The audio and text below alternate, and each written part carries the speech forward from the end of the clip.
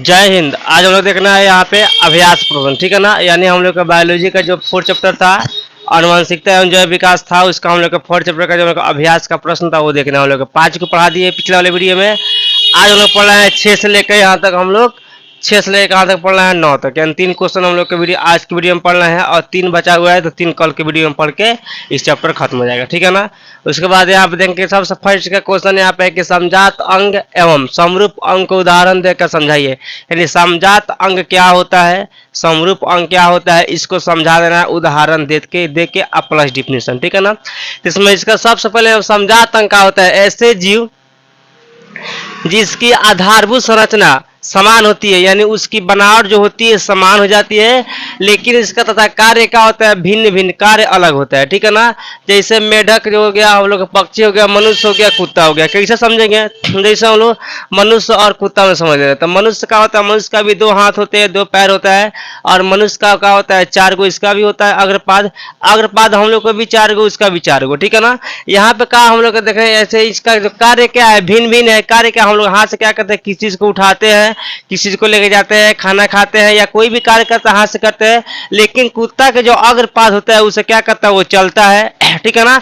उसी के सहायता से वो खाना भी खा लेता है, ठीक है। लेकिन उसको खासकर चलने में काम आता है, लेकिन हम लोग चलते किससे, पैर से। वो लोग क्या करता है अग्रपाद और पीछे वाला पाद दोनों से चलता है, ठीक है ना। तो हम लोग का देखा जाए यहाँ पर तो बनावट दोनों में सेम है, यानी हम लोग को भी 4 गो अंग है, उसका भी 4 गो अंग है, समझात अंग, ठीक है ना। लेकिन दिक्कत यहाँ पे है कि उसका कार्य कुछ और है, हमारा कार्य कुछ और है। हम लोग खाने पीने का कार्य है और उसका काम क्या है, उससे वो चलता है, ठीक है ना। या हम लोग के मेढक का अग्रपाद क्या होता है, वो फुदकने के लिए होता है, चलने के लिए होता है। हम लोग का होता है ये खाने के लिए हाथ होता है, या पक्षी का हो गया, ठीक है ना। तो ऐसा हम लोग का ये समझाते हैं, यानी इसका बनावट का होता है हम लोग के सेम होता है, लेकिन कार्य क्या होता है उसका भिन्न भिन्न होता है। क्लियर, यहाँ पे याद रखना कार्य क्या होता है भिन्न भिन्न, बनावट सेम। ऐसे मनुष्य और कुत्ता में सबसे अच्छा है, ठीक है ना। मनुष्य और कुत्ता के का उदाहरण क्या है, सबसे अच्छा है, क्योंकि मनुष्य हाथ से खाना खाता है, पीता है, ठीक है ना, कोई कार्य करता है। लेकिन कुत्ता क्या करता है, पैर से चलता है, उसका अग्रपाद से क्या करता है, वो चलता है, ठीक है ना। तो ये समझ में आ गया कि अग्रपाद क्या होता है। यहाँ पर समझात अंग क्या होता है कि बनावट समान लेकिन कार्य भिन्न भिन्न होता है, ठीक है ना।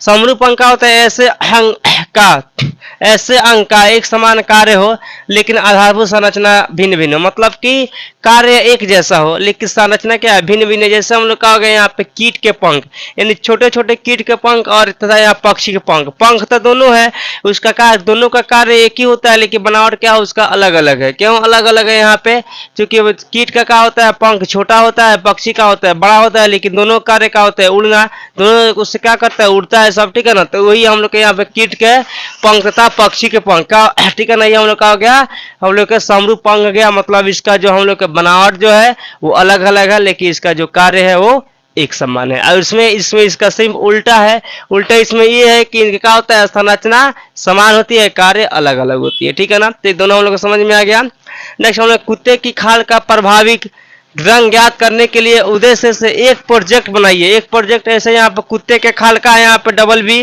कुतिया का सफेद खाल यहाँ पे डब्लू का हो गया डबल डब्लू, यानी डबल सफेद यहाँ पे डबल ब्लैक हो गया, ठीक है ना। अब ये दोनों का हम लोग का होगा यहाँ पे संकरण होगा। कौन, एक क्रॉस संकरण होगा, डबल क्रॉस नहीं होगा, एक क्रॉस संकरण होगा, ठीक है। तो इसमें कहा होगा हम लोग का डब्लू और बी में तो क्या हो जाएगा डब्लू बी, यहाँ पे कहा जाएगा हम लोग का डब्लू बी हो जाएगा। फिर यहाँ इससे गुना होगा तो क्या हो जाएगा डब्लू बी, फिर इससे यहाँ पर होगा तो क्या हो जाएगा हम लोग का डब्लू बी, यहाँ पर हो गया। तो वही यहाँ पर लिखा हुआ है कि प्रभावी रंग सफेद।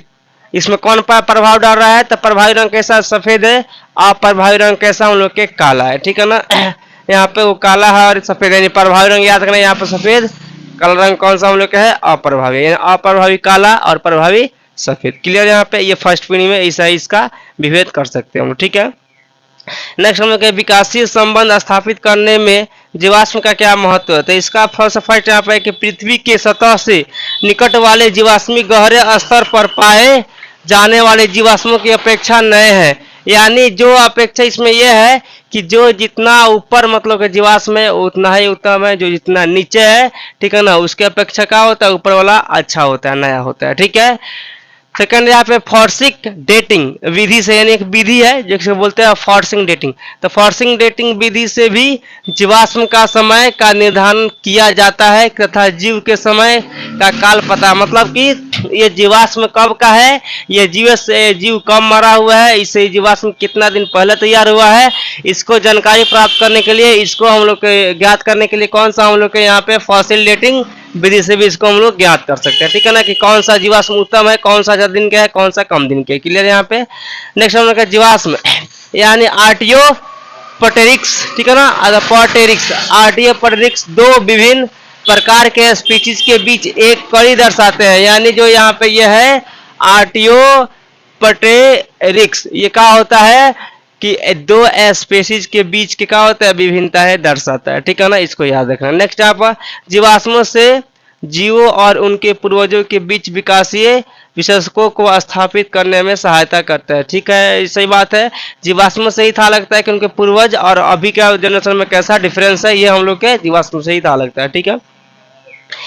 किन नेक्स्ट स्टेप अभी हो गया हम लोग का। नेक्स्ट स्टेप है कि किन परमाणु के आधार पर हम कह सकते हैं कि जीवन की उत्पत्ति अजैविक पदार्थों से हुई है, ठीक है ना, मतलब इसका आंसर किन प्रूफ से हम लोग इसको बता सकते हैं। तो यहाँ पे नेक्स्ट है कि एक ब्रिटिश साइंटिस्ट वैज्ञानिक जेबी एंड एस हाल्डेन, ठीक है ना, कहा गया एस हाल्डेन ने सन 1929 में यह सुझाव दिया कि सर्वप्रथम उत्पत्ति उन सरल अकार्बनिक अणुओं से हुई होगी जो पृथ्वी के उत्पत्ति के समय बने होंगे, ठीक है ना, यानी इसका मतलब है कि इसका उत्पत्ति कब हुआ होगा, जब पृथ्वी बने होंगे तभी हम लोग क्या हुआ, जीवों की उत्पत्ति हुआ होगा, और जीवन की उत्पत्ति हुआ होगा पृथ्वी बनने के बाद ही। इस पूरा का निचोड़ यही है। इस दिन में दो आदमी बताया है, एक यहाँ पे जेबीएस, एक यहाँ पर हाल्डेन, ठीक है ना, तो इसको याद रखना। तो आज की वीडियो में सिर्फ हम लोग ये पढ़ा है कि यहाँ पे 6 से लेकर 9 तक, कल के 3 क्लास में 3 गो है।